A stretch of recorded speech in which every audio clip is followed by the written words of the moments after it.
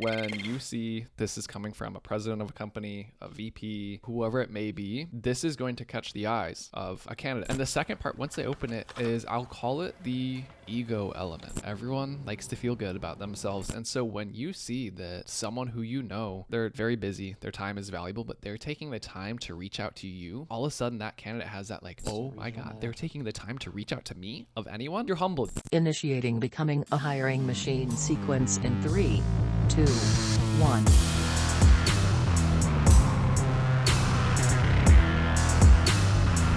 Hey everyone, it's Sam Keenly, and welcome back to Becoming a Hiring Machine. This is the show dedicated to fixing recruitment by going beyond saying what needs to change and instead teaches you how to make that change. Today, we've got a great Tactical Tuesday episode ahead of us, but before we get into that, I just want to tell you a little bit about the show. Essentially, we have shows within the show here. Some days we have interviews with industry thought leaders and others who are shaking up the space, while other days we cover things like trending topics.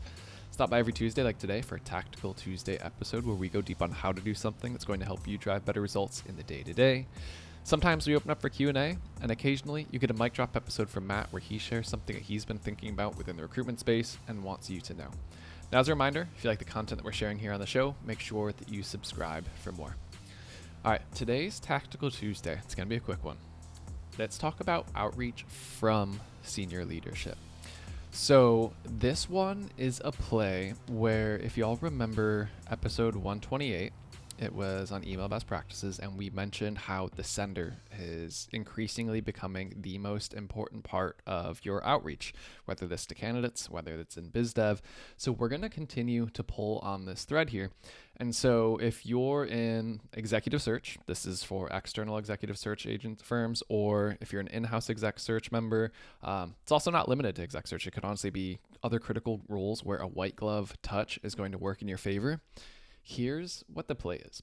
Once your shortlist is presented and confirmed in alignment with senior leadership from the organization, so whether it's someone in the C-suite, a VP, SVP, someone in there, one of the best plays that you can do is through your outreach tool, have the sender be from that individual. And so why is this important? What does it have going for it?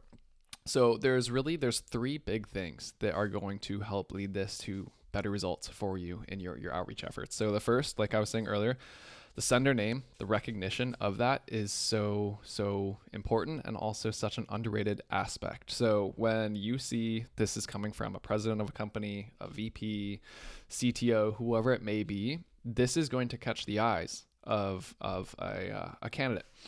And the second part, once they open it, is I'll call it the ego element. Everyone likes to feel good about themselves. And so when you see that someone who you know, they're very busy, their time is valuable, but they're taking the time to reach out to you, all of a sudden that candidate has that like, oh my God, they're taking the time to reach out to me of anyone. Like, you're humbled, you know, your ego feels good a little bit. And so again, open rates, you're more likely to also reply back.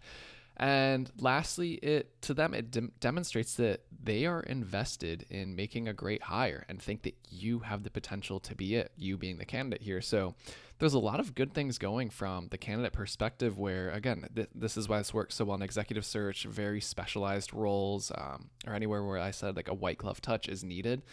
When you can send this from an executive, it works so much stronger in your favor. So if you're able to get alignment on that from the hiring organization, I would definitely recommend this play. I've seen it work well. We've done it a number of times here at Loxo. In fact, Matt, that's how he reached out to me, it was through his email outreach. It was automated. It was through our own system. I mean, you can do this with any system, but the ability to do that is, I think, going to be one of the untapped levers that a lot of recruiters should take advantage of moving forward. So if you can do it, definitely give it a shot and let me know how that works out for you. So hope you enjoyed this one. Hope you appreciated this tip, and looking forward to hearing if some of you are able to start executing on it. So with that, Becoming a Hiring Machine is a production of Loxo. If you like this episode but you're not sure where to go next, we've got a link to a similar one, and you can find those in the show notes in the description of your favorite podcast streaming platform, as well as on our website. Full video episodes are available on YouTube. If you ever have questions, send them to us, podcast@loxo.co.